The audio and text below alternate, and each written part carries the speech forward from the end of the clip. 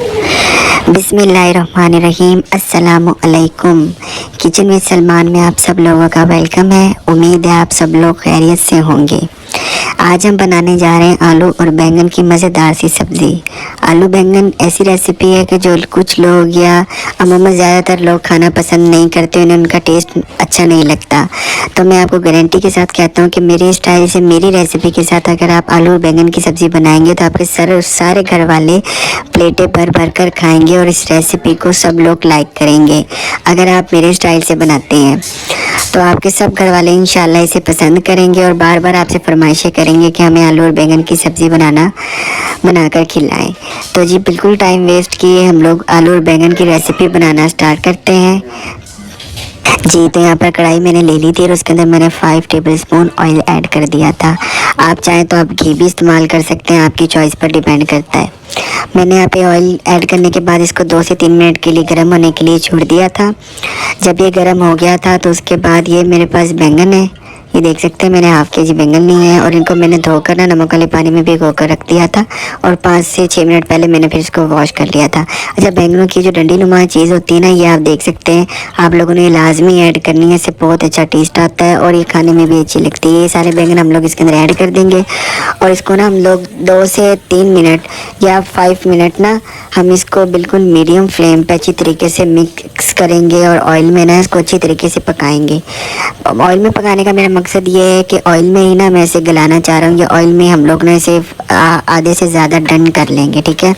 अब मैं तकरीबन 2 से 3 मिनट तक ना इसकी इसी तरह मीडियम फ्लेम पर बुनाई करूँगा ताकि जो हमारे बैंगन है ना इन पे अच्छी तरीके से एक दफ़ा ऑयल की कोटिंग हो जाए और ये जो है ना ऑयल में अच्छी तरीके से फ्राई हो जाए। यहाँ पर तकरीबन मुझे ऐसे करते हुए 2 से 3 मिनट हो गए हैं। ये आप देख सकते हैं काफ़ी हद तक जो है ना ये अभी यहाँ पर होने शुरू हो गए थे। तो मैं इसको 2 से 3 मिनट के लिए ना कवर करके रख दूँगा लो मीडियम फ्लेम पर, ठीक है। तो जी यहाँ पर हो गए थे 4 से 5 मिनट मुझे लो फ्लेम पर रखे हुए। तो ये आप देख सकते हैं कि ये हाफ से ज़्यादा डन हो गए हैं। ये आप देख सकते हैं ये इन्होंने अब ऑयल भी छोड़ना शुरू कर दिया और जिसका पानी था ना वो काफ़ी हद तक खुश्क हो गया है, ये देखें, ठीक है। अब मैंने क्या करना है, अब मैंने इसकी आंच कर देनी है तेज़, ठीक है। जैसे आप देख सकते हैं, मैं दिखाता हूँ भी आपको कि मैंने इसकी आंच कहाँ तक रखी हुई है, ये देखें, ठीक है।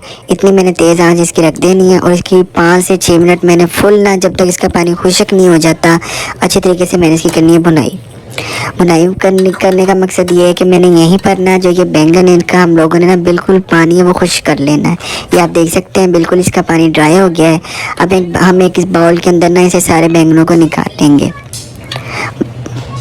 ये देख सकते हैं आप सारे मैंने जो बाउल के अंदर निकाल लिए थे और अब मैं इसको ठंडा होने के लिए रख दूंगा 5 से 7 मिनट के लिए, ठीक है। अब इसी कढ़ाई के अंदर हम लोग हाफ कप से थोड़ा सा कम ऑयल ऐड करेंगे क्योंकि ऑयल बैंगनों में भी है, तो जब हम लोग ऐड करते हैं ना तो वो भी बैंगन भी ऑयल छोड़ देते हैं तो ज़्यादा ऑयली खाना हो जाता है, ठीक है।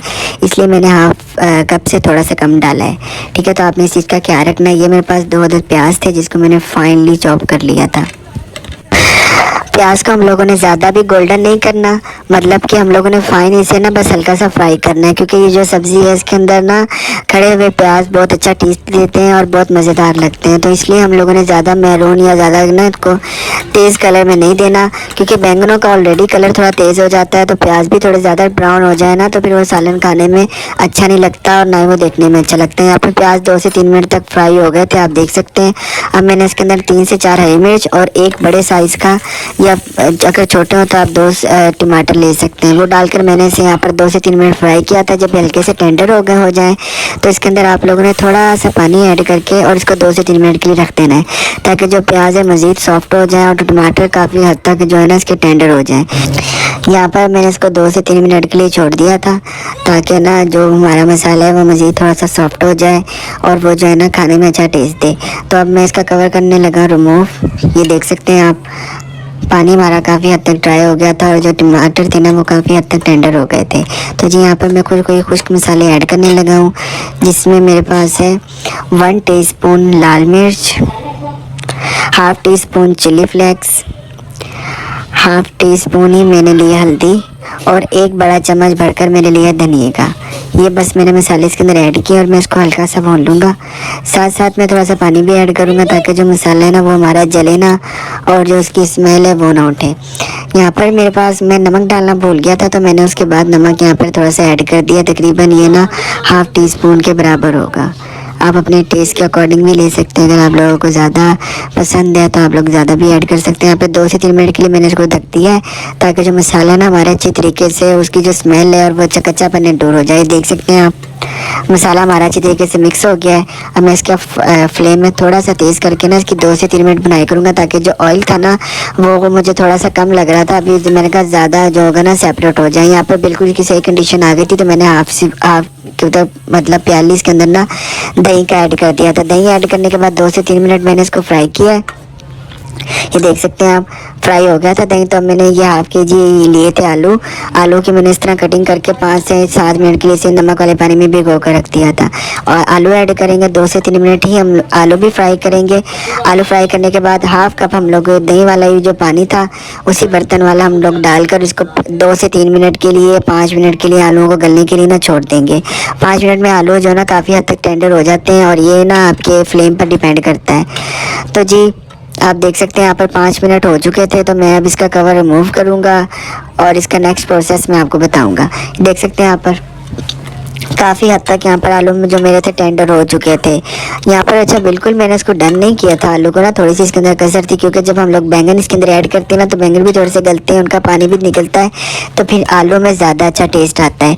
मतलब आलूओं का ना बैंगन से अलग टेस्ट नहीं लगता, फिर दोनों का सेम लगता है। ये देख सकते हैं जो बैंगन मैंने फ्राई करके रखे थे हाफ के जी, वो मैं सारे इसके अंदर बैंगन ऐड कर दूँगा। बैंगन ऐड करने के बाद आप लोगों ने ज़्यादा चम्मच नहीं चलाना, बस इसको हल्के से ऐसे सेट करके ना आप लोगों ने लो टू मीडियम फ्लेम पर इसको 5 मिनट के दम दे देना है, ठीक है, ताकि जो मज़ीद आलू है ना वो भी गल जाए और बैंगन जो है वो ऑलरेडी टेंडर हो चुके थे ऑयल में जब हम लोगों ने इसे भुना था। बस ये हल्के से थोड़े खड़े होते हैं तो वो काफ़ी हद तक जो होते हैं ना वो टेंडर हुए होते हैं। तो हमने इसको यहाँ पे 5 मिनट के लिए अब मैं इसको कर दूँगा कवर करने का मकसद ये है कि जो अच्छी तरीके से ना ये लोग यकजा हो जाए।